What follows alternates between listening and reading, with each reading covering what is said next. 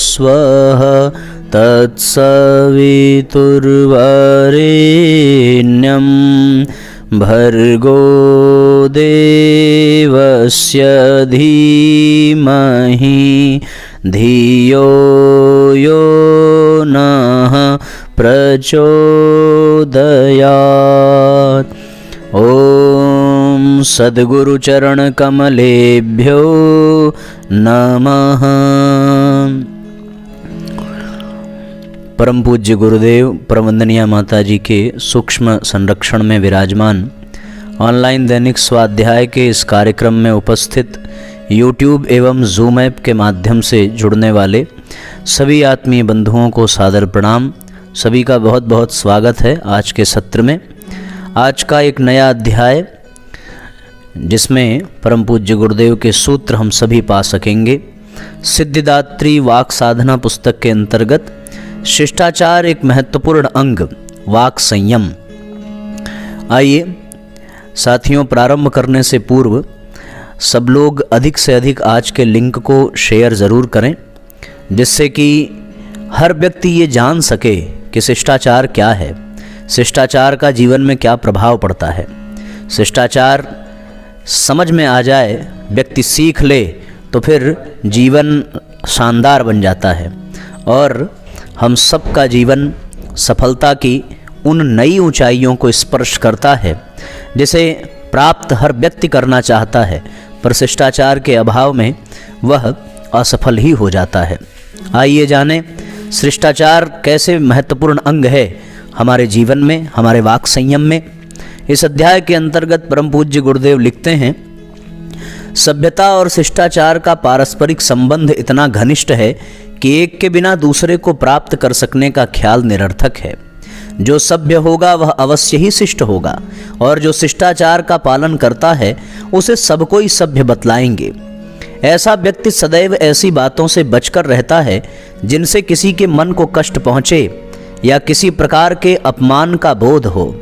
वो अपने से मतभेद रखने वाले और विरोध करने वाले के साथ भी कभी अपमानजनक भाषा का प्रयोग नहीं करता। वह अपने विचारों को नम्रतापूर्वक प्रकट करता है और दूसरों के कथन को भी आदर के साथ सुनता है। ऐसा व्यक्ति आत्म प्रशंसा के दुर्गुणों से दूर रहता है और दूसरों के गुणों की यथोचित प्रशंसा करता है। वह अच्छी तरह जानता है कि अपने मुख से अपनी तारीफ करना ओछे व्यक्तियों का लक्षण है। सभ्य और शिष्ट व्यक्ति को तो अपना व्यवहार, बोलचाल, कथोपकथन ही ऐसा रखना चाहिए कि उसके संपर्क में आने वाले स्वयं उसकी प्रशंसा करें।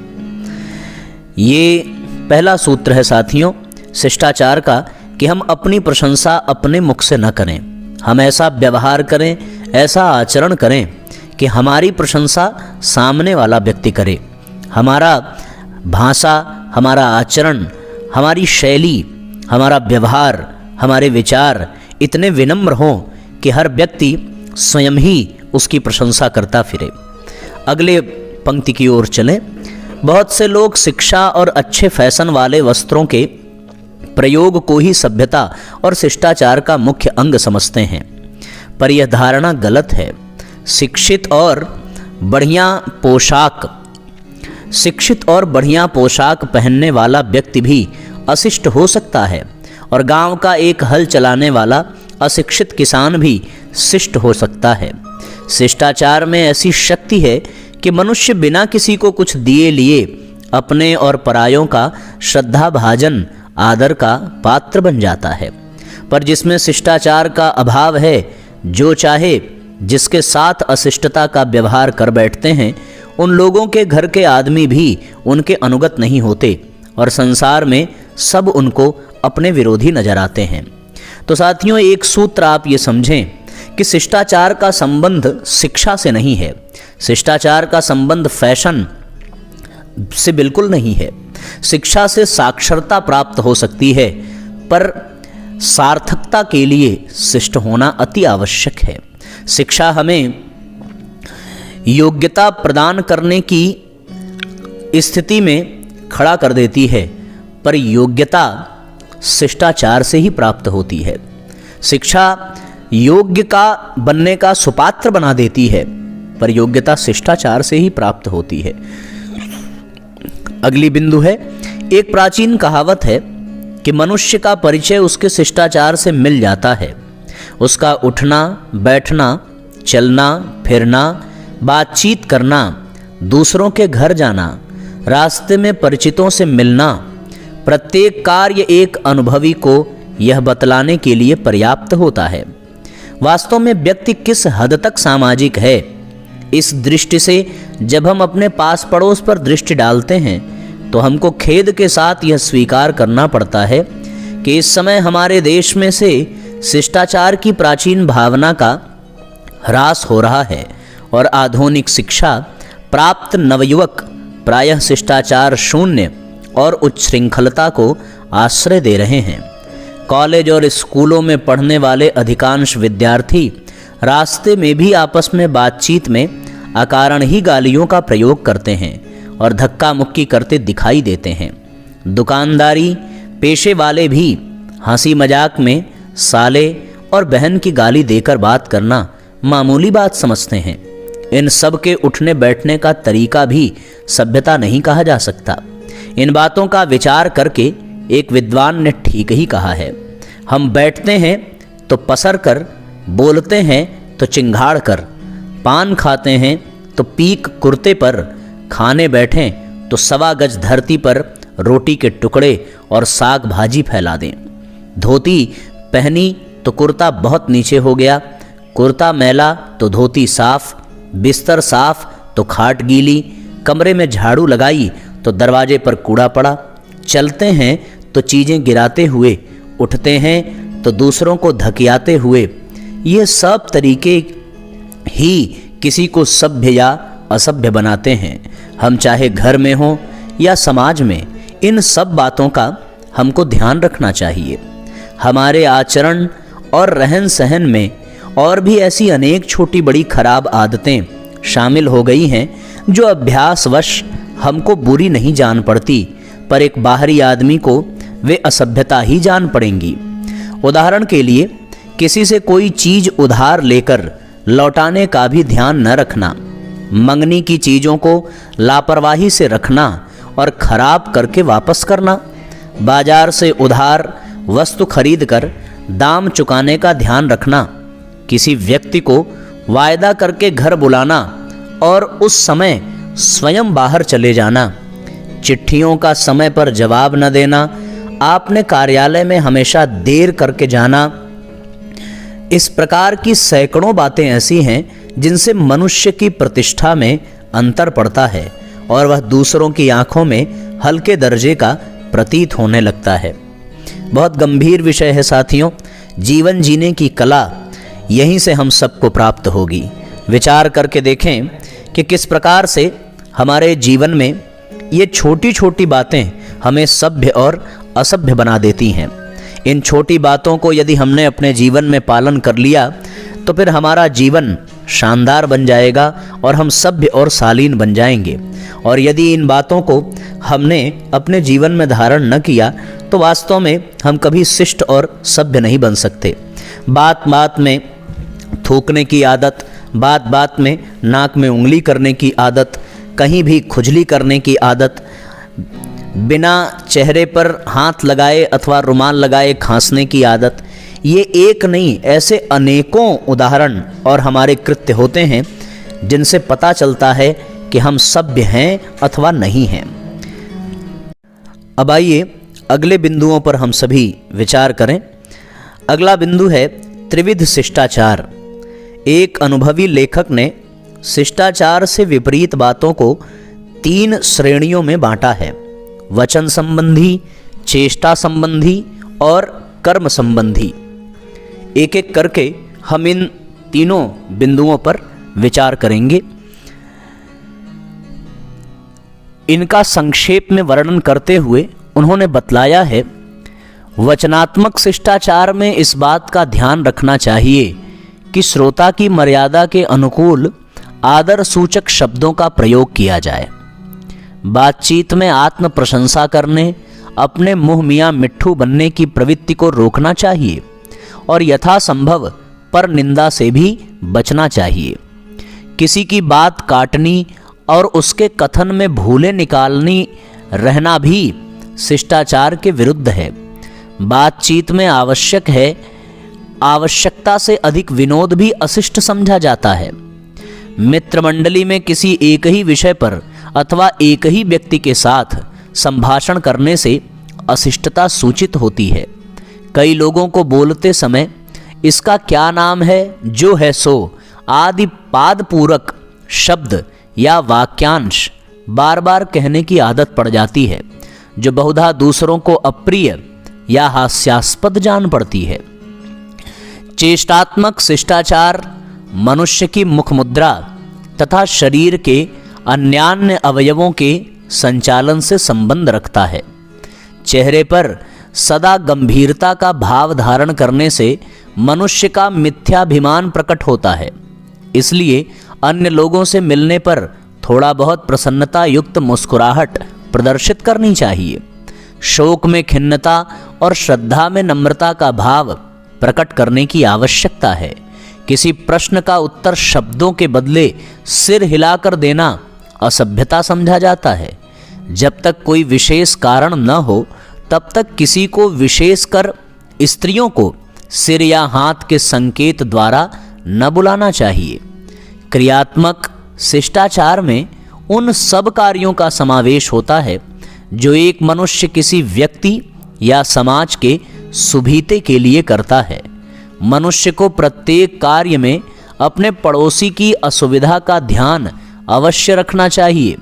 सड़क पर बाईं ओर चलना चाहिए और वृद्धों तथा स्त्रियों को रास्ता दे देना चाहिए। किसी के घर के पास या उसके द्वार के सामने खड़े होकर जोर जोर से बात करना अशिष्टता है। जब तक विशेष आवश्यकता न हो तब तक किसी को बुलाने के लिए उसके घर के किवाड़ खटखटाना ठीक नहीं होता। अपने घर आए मेहमानों का यथाशक्ति सत्कार करना शिष्टता का आवश्यक अंग है। इस प्रकार स्पष्ट होता है कि वचन संबंधी शिष्टता और अनुशासन शिष्टाचार का एक महत्वपूर्ण अंग है। बातचीत संबंधी इन सामान्य शिष्टाचार नियमों को तो सदा याद रखना ही चाहिए। जहां दो चार व्यक्ति निजी बात कर रहे हैं वहां पास जाकर बैठना अनुचित है और बिना पूछे किसी प्रकार सम्मति देना भी मूर्खता है। बातचीत करते समय अगर कोई अनुचित या गलत बात मुंह से निकल जाए तो उसके लिए तुरंत क्षमा प्रार्थना कर लेनी चाहिए। बातचीत करते समय केवल स्वयं ही न बोलते रहें, दूसरों को भी उतना ही मौका दें। जो दूसरों को न बोलने देकर अपनी ही बात सुनाते रहते हैं, उनसे कोई बात करना पसंद नहीं करता। बातचीत में किसी से मतभेद हो जाने पर कठोर उत्तर देकर शीघ्र ही उसे झगड़े का रूप दे देना मूर्खता है। ऐसे अवसर पर यदि किसी की गलती भी बतलानी हो और जो कुछ कहना हो तो विनम्र शब्दों में ही कहना चाहिए, जैसे मेरी राय में तो आप भूल रहे हैं या आपको ठीक सूचना नहीं मिली आदि। इस प्रकार के व्यवहार से कटुता नहीं बढ़ेगी और आगे चलकर मतभेद के मिटने में सहायता मिलती है। अनेक लोगों को साधारण बातचीत में भी अकारण गाली बकने की आदत पड़ जाती है। उसे न बुरा समझते हैं और न उसके स्तर के अन्य लोगों को उसमें कोई दोष जान पड़ता है, पर इस तरह मुंह से सदैव गाली या अश्लील शब्द निकालते रहना सभ्यता के विपरीत है। इस प्रकार मित्र मंडली से हंसी मजाक में भी शिष्टता की सीमा का कभी उल्लंघन नहीं करना चाहिए। हो सकता है कि आपस में दो चार अंतरंग मित्रों में ऐसी बातचीत प्रेमालाप समझी जाए, पर ऐसे लोगों के सामने भी आपके मुंह से गंदे शब्द निकल सकते हैं जो उन्हें सज्जनोचित नहीं मानते। इसमें आपकी प्रतिष्ठा की हानि होगी। जिस किसी के साथ जो वायदा करो उसे पूरा करने का सदैव यथाशक्ति प्रयत्न भी करो। जिस काम को करने का विचार न हो उसका किसी को विश्वास मत दिलाओ। बातचीत के समय बीच बीच में तकिया कलाम के रूप में कोई अनावश्यक शब्द बोलते जाना या मुंह, नाक, कान आँख, हाथ आदि अंगों को मटकाते जाना अविकसित बुद्धि के व्यक्तियों का लक्षण है। किसी बात को बहुत अधिक मत बढ़ाओ। बहुत से लोगों की आदत होती है कि निस्सार बात को या जिससे हमारा कोई संबंध नहीं, ऐसी बात को बड़े विस्तार के साथ कहने लग जाते हैं। चाहे सुनने वाले को वह बात बुरी लगती हो तो भी बार बार रोककर जबरदस्ती अपनी बात सुनाते हैं। कई लोग श्रोता के सोने या ऊँघने लग जाने पर भी अपनी बातों का तांता बंद नहीं करते। ये सब ढंग वार्तालाप के दोष समझे जाते हैं। यद्यपि बात बात में अंग्रेजों की तरह थैंक यू करते रहना हमारे देश की रीति नहीं, तो भी किसी के उपकार या सहायता के लिए उसके प्रति किसी प्रकार का आभार प्रकट करना एक सज्जनोचित नियम है। किसी के मुंह पर उसकी प्रशंसा करना कोई बहुत अच्छी बात नहीं है। यदि कोई आपके सामने ही आपकी प्रशंसा करने लगे तो उसको रोक देना या सामने से हट जाना चाहिए।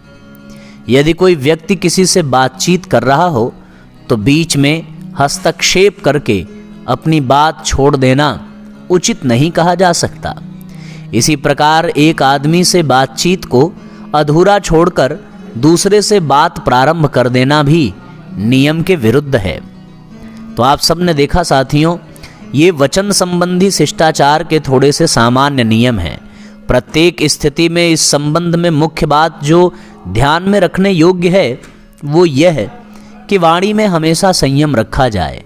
जीभ मनमाने ढंग से न चलती रहे, अपितु वह वश में रहे। जितना और जैसा आवश्यक है उतना और वैसा ही बोलें तथा उसकी दूसरे पर क्या प्रतिक्रिया होगी यह ध्यान में रखा जाए, क्योंकि वाणी का प्रमुख उद्देश्य भाव संप्रेषण और विचार संप्रेषण ही है। वह उद्देश्य पूरा हो रहा है या नहीं, जिससे बात की जा रही है उसका स्तर, मनोभाव, स्थिति और प्रवृत्ति क्या है तथा उस पर हमारी बात का सही प्रभाव होगा या नहीं जो हम उस पर डालना चाहते हैं, यह ध्यान रखना चाहिए। आदि ऐसी अनेकों बातें आज हम लोगों को शिष्टाचार के संबंध में प्राप्त हुई, जो अपने आप में बहुत ही महत्वपूर्ण और बहुत ही शानदार है। साथियों, बड़े बुजुर्गों का तो नहीं कह सकते, पर घर के प्रत्येक बच्चों को ये सीख देनी ही चाहिए। मैं आप सबसे ये अवश्य निवेदन करूंगा कि आपके घर में जितने भी बच्चे हैं, यदि वो इस समय लाइव नहीं भी सुन रहे हो तो आप प्रयत्नपूर्वक अपने बच्चों को अपने पास बुलाइए और बुला करके उनसे ये निवेदन करिए कि बेटा ये अध्याय आज का सुनो, और सुन करके इस अध्याय को अपने जीवन में उतारने का प्रयत्न करो। आपका बच्चा चाहे छोटा हो चाहे बड़ा हो या फिर घर में कोई भी हो, सबको ये अध्याय सुनाइए, प्रत्येक बच्चे को, और उसी से पूछिए कि कोई ऐसी बात जो समझ में ना आई हो वे पूछें और उसे जान करके बताने की आवश्यकता है। इसलिए हम सभी इसको अवश्य प्रयत्नपूर्वक संपन्न करें। ये बहुत महत्वपूर्ण है। घर के प्रत्येक शिशु को, प्रत्येक बच्चे को शिष्टाचार की ये नियमावली सुननी ही चाहिए और अपने जीवन में उतारनी ही चाहिए। यद्यपि गाहे बगाहे हम कुछ कुछ जानकारियां बच्चों को देते ही रहते हैं, पर हमारी जानकारियां, हमारे द्वारा बताया गया जो तरीका है वो कभी कभार बच्चों को पसंद नहीं आता, क्योंकि उसमें हो सकता है किसी कटुवचन का प्रयोग हो गया हो सकता है किसी अव्यवहार का प्रयोग हो गया हो, कहीं उन्हें अपना अपमान अनुभव हुआ हो। तो फिर बहुत अच्छा तरीका यही होगा कि बिना किसी अपशब्द, बिना किसी अपमानजनक व्यवहार के ही आप अपने बच्चों को ये अध्याय सुना दीजिए और सुना करके उनको अच्छे से स्पष्ट कराइए कि वास्तव में शिष्टाचार, सभ्यता क्या होती है, उसे कैसे सीखना चाहिए। साथियों, आज के बच्चे, आज की युवा पीढ़ी बहुत असभ्य होती जा रही है। उनके बालों का स्टाइल देख करके मन दुखी हो जाता है। उनके पहनावे ओढ़ावे को देख करके शिष्टता कोसों दूर नजर नहीं आती।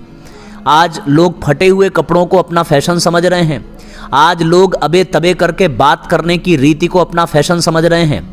आज तुम आपके बजाय, तुम के बजाय तू करके बात करने की परंपरा चल पड़ी है। आज बातचीत के बीच बीच में गालियों का तकिया कलाम चल पड़ा है। साथियों, हमारी युवा पीढ़ी कहीं निकृष्ट स्तर की न हो जाए, कहीं वो भटक न जाए, इसलिए घर के प्रत्येक बच्चों को ये सिखाना ही चाहिए, ये बताना ही चाहिए कि शिष्टाचार क्या होता है, सभ्यता क्या होती है। वो यदि आज समझ लेंगे, आज सीख लेंगे, तो दुनिया के किसी भी कोने में रहेंगे, सफलता उनके कदम चूमेगी। और यदि उनकी योग्यता कितनी भी अधिक हो, कितनी भी बड़ी डिग्री लेकर के वो कॉलेज से निकलें, पर ये सभ्यता उनको प्राप्त न हो सकी, ये शिष्टाचार उनको प्राप्त न हो सका, तो उनका जीवन बेकार हो जाएगा, निरर्थक हो जाएगा और जीवन भर वो कष्ट पाते रहेंगे। इसलिए शिष्टाचार के, सभ्यता के ये स्वर्णिम सूत्र जो आज हम सब लोगों ने इस अध्याय में प्राप्त किया है, इसे अवश्य ही अपने बच्चों के बीच में भेजने की आवश्यकता है। तो फिर आप अवश्य ये काम करिए। और आप जिन भी बच्चों से प्रेम करते हों, यदि आप अध्यापक हैं तो इसे अपने स्कूलों में बच्चों को सुनाइए, यदि आप डॉक्टर हैं तो इसे अपने केबिन में अपने कर्मचारियों को सुनाइए, यदि आप कोई अधिकारी हैं तो फिर अपने कर्मचारियों को इसको सुनाइए।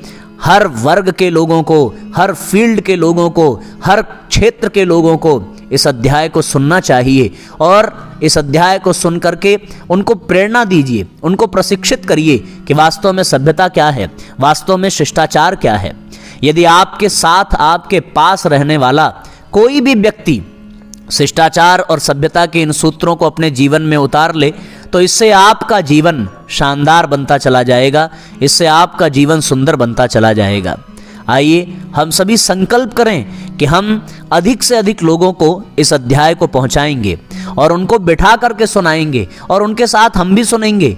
तो फिर निश्चित रूप से वो प्रेम पूर्वक सुनाए गए इस अध्याय में बताए गए प्रत्येक सूत्रों को अपने जीवन में धारण करेंगे और अपने जीवन में शिष्टता का, सभ्यता का अभ्यास करते करते उनके भीतर देव मानव, महामानव का व्यक्तित्व दृष्टिगोचर होगा। आपको ये सारी चीज़ें अपने बच्चों को सिखानी चाहिए। एक छोटा सा उदाहरण साथियों याद आता है कि एक बार माँ शारदा ने स्वामी विवेकानंद से चाकू मांगा। विवेकानंद ने कहा कि माँ, मैं आपके पास इसलिए आया हूँ कि मुझे भारतीय संस्कृति को आगे बढ़ाने के लिए क्या करना पड़ेगा। ये प्रश्न पूछते ही माँ शारदा ने चाकू मांगा और विवेकानंद ने चाकू उठा करके दिया। चाकू उठा करके देने में भी सभ्यता थी, उसमें भी शिष्टाचार था। लकड़ी की जो बेंत थी वो माँ शारदा को पकड़ाई और चाकू का जो धारदार हिस्सा था उसे विवेकानंद ने अपने हाथों में लिया। इस दृश्य को देख करके माँ शारदा ने कहा कि बेटा, भारतीय संस्कृति को आगे बढ़ाने का जो पहला गुण है वो तुम्हारे भीतर विद्यमान है। तुमने जिस तरीके से चाकू पकड़ाई है वो इस बात का प्रमाण है कि तुम दूसरों के कष्ट अपने ऊपर ले सकते हो और दूसरों की सुविधा का ध्यान रखते हो। यह है तो बहुत छोटा सा प्रसंग, पर इतना हृदय स्पर्शी है कि शारदा माँ ने कहा कि तुम ही योग्य हो भारतीय संस्कृति को आगे बढ़ाने के लिए। और उसके बाद वही नरेंद्र स्वामी विवेकानंद बन गए। एक और प्रसंग याद आता है साथियों कि जब देवहूति का विवाह कर्दम ऋषि से कराने के लिए महाराज मनु लेकर के पहुंचे, तो देवहूति जाकर के जमीन पर बैठी। कर्दम ऋषि ने शिष्टाचार का पालन करते हुए उनको आसन प्रदान किया, पर उन्होंने पति के सामने आसन पर बैठना अशिष्टता का भाव समझा। वो आसन पर बैठ न सकी, जमीन पर ही बैठी रहीं। लेकिन यहाँ पर कितनी बारीकी से ये बात बतानी है कि जब उन्होंने आसन प्रदान किया तो वो आसन पर बैठी तो नहीं, पर अपने हाथ को उस आसन पर रख करके उस आसन को स्वीकार किया। इससे दो बातें हुई। पहला तो आसन पर बैठने से पति का अपमान भी नहीं हुआ और आसन को के ऊपर हाथ रख देने से पति का सम्मान भी हुआ। ये स्थिति सिखाने से नहीं होती, ये जन्म जन्मों के संस्कार और समझदारी से ये बातें प्राप्त होती हैं। पर साथियों, इन छोटे छोटे घटनाओं, छोटे छोटे प्रसंगों से हम अपने आप को, अपने घर के बच्चों को, अपने आसपास के पड़ोसियों के युवा भाई बहनों को ये सीख अवश्य प्रदान करें। तो जीवन में ऐसे स्वर्णिम उदाहरण और स्वर्णिम प्रसंगों से हमारे जीवन में काया पलट ही हो जाएगा और सभ्यता शिष्टता की एक ऐसी बयार बहेगी कि हर व्यक्ति हमारे पास रहना चाहेगा, हमारे साथ रहना चाहेगा और आनंद आ जाएगा। आइए इन्हीं बातों के साथ आज के सत्र को विराम देंगे। गायत्री मंत्र साथ साथ। ओम भूर्भुवः स्वः तत्सवितुर्वरेण्यं भर्गो देवस्य धीमहि धियो यो नः प्रचोदयात्। तो साथियों, ये अध्याय अपने घर में बच्चों को बिठाकर सुनाना बिल्कुल ना भूलें। अपने सभी परिचितों को अवश्य सुनाएं और उनको ये सूत्र अवश्य प्रदान करें ताकि हमारा समाज सभ्य बन सके, शालीन बन सके, शिष्टाचार उनके जीवन में आवे। ऐसी शुभ भावना के साथ आप सभी को बहुत बहुत प्रणाम, बहुत बहुत धन्यवाद। हमने अपनी जिम्मेदारी पूरी की, ये अध्याय आप तक पहुंचा करके अब बारी आपकी है कि आप कितनों तक ये अध्याय पहुंचाते हैं और कितनों को सुनाते हैं। अब ये आपका काम है, आप अपने काम को पूरी निष्ठा के साथ करिए। सबको प्रणाम, सबको बहुत बहुत शुभकामना। आज देव प्रबोधनी एकादशी का पर्व भी है, तुलसी विवाह का भी पर्व है। तो फिर ऐसे महापर्व पर आप सबको एकादशी पर्व की, तुलसी विवाह की अनंतानंत शुभकामनाएं। आप सबका जीवन मंगलमय हो, आप सबके जीवन में कल्याणकारी क्षण प्राप्त हो। सबको प्रणाम, सबको धन्यवाद, सबको नमस्कार।